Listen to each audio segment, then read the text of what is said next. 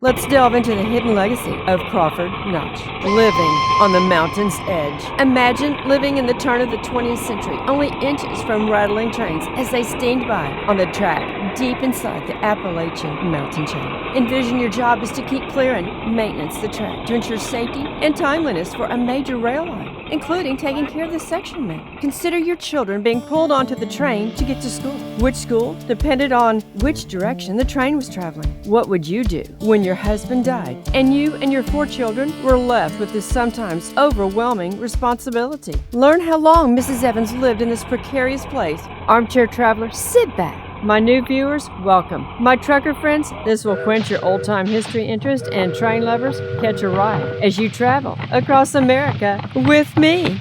Climb aboard. You are in for a different kind of travel treat today. A steep hike in the Crawford Notch in the White Mountains of New Hampshire is mingled with an intimate glance into the life of Mrs. Loring Evans, delivered skillfully by my longtime friend, Echo. You will enjoy and be enamored by her rendition as we make the pages of history turn and come to life by reaching the exact location of the section house. Hattie lived on the trackside of the Main Central Railroad on the steep mountainside near Mount Willard, across from the famous Mount Washington Hotel. Life for her family was hard, highly unusual, and meaningful. Our families drove into the Notch, parked in a small parking area, then took a brutal steep hike to the trackside, just in time to catch the Conway Scenic tourist train as it chugged on by on the tracks past our destination. The passenger train travels between the Crawford Notch station and the tourist-riddled quaint town of Conway. Is this good timing or what? Yeah, perfect. Now here is Echo. We visited the Mount Willard House, which was built by Maine Central Railroad in the 1800s, and it's down in Crawford Notch in New Hampshire. Right on the railroad, they built their house, and it was a 3-story Victorian house that the families would live in, who took care of the section men. In 1903, Hattie Evans and her husband Loring moved up there, and they didn't have any children, so they just took care of the house, they took care of the men that lived there, and Loring was the section manager for the tracks. Then, 4 years later, they had their first child as a home birth inside the house with the trains rattling by, and the doctor had to come up by the train and live in the house with them to help deliver the baby and check on him after he was born. They went on to have 4 children there, and the last one they named Enola, which is the word alone backwards, because the doctor didn't make it in time for that one.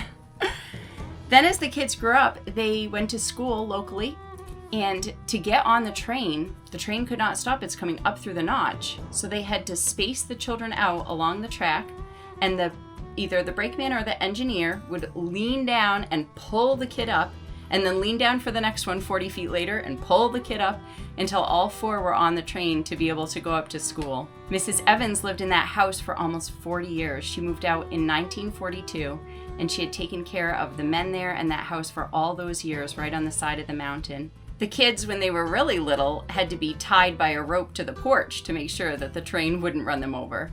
And they all got used to the trains going by them. And even at the end, when the house was destroyed in the 70s, none of the plaster on the walls was cracked or anything. It had been built so well. In 1972, they ended up burning it down because different people had come in and they were starting to vandalize the place, and they wanted to make sure that they were protecting the railroad and the nearby forest. When Hattie needed groceries, they would tie them on the front of the train above the cow catcher. And as the train was coming down, it would stop and they'd unload the groceries for her and put them away in the pantry and then keep going down through the Notch. Today, you can still see this little garden that they've left there. When she had a garden there, it was heart-shaped, and she took care of that every day, as well as putting the flag out and bringing it down every day. Those were part of her routine. And you can see some of the cellar hole. It goes down really deep, several layers into the ground, and some of the old boiler that was there. The mountain had the spring, so they had the water that came down from that through the pipes. And so it's really neat to be able to visit this site. It's a short but steep hike up the side of the mountain to get to this location. And you might even see the train going by, so watch out for that. One great thing was right when we got to the top of the trail, we heard the train whistle. And so we're running and scrambling over all the trees and the rocks, and we made it, a few of us made it right to the top just in time, and a few of us were just underneath the edge of it to see the train going by. And we got some great pictures of it. And the people on there are waving and they're like, wow, good for you.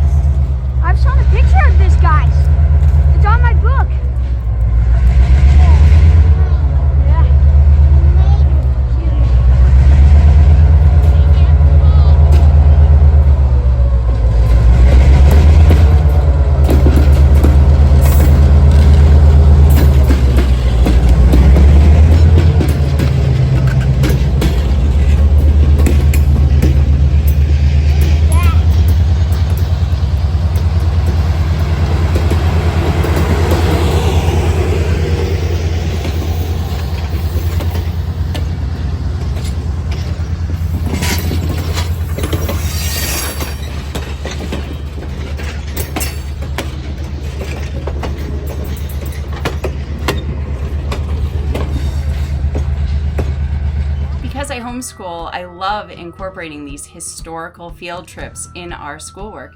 It's so great to read the book about what we've seen or read a historical fiction novel about what we've seen and go and see the places and take pictures, and it just makes it come to life. Unfortunately, 10 years after they moved in 1913, Loring was up at Crawford Station and helping to shovel out around the tracks, and he didn't hear the 3 whistles that meant that the train was ready to back up, and the train hit him and he passed away. Now, Hattie had a decision to make. Was she going to stay in the house, or would she go back to Maine where she came from? And how was she going to raise her 4 children? And the Maine Central Railroad ended up bringing her into their main office, and they were like, we would love to have you stay. You take care of the house, you take care of the men, you cook, you do everything so well. And so she did. She stayed on with the railroad for all those years. Now for our trek down the mountainside, because what goes up must come down, including hikers. What a thrilling excursion we had exploring the remains of the Mount Willard Sectionhouse and walking the tracks. Let me know if you enjoyed this video, and give Echo a shout out for telling us such an amazing real-life story. Hiking boots on the ground in the White Mountains of New England. Unclassic road trip. Be sure to watch my other videos on New Hampshire in my Hikes and Byways playlist. Thank you for your time, comments, and subscribing.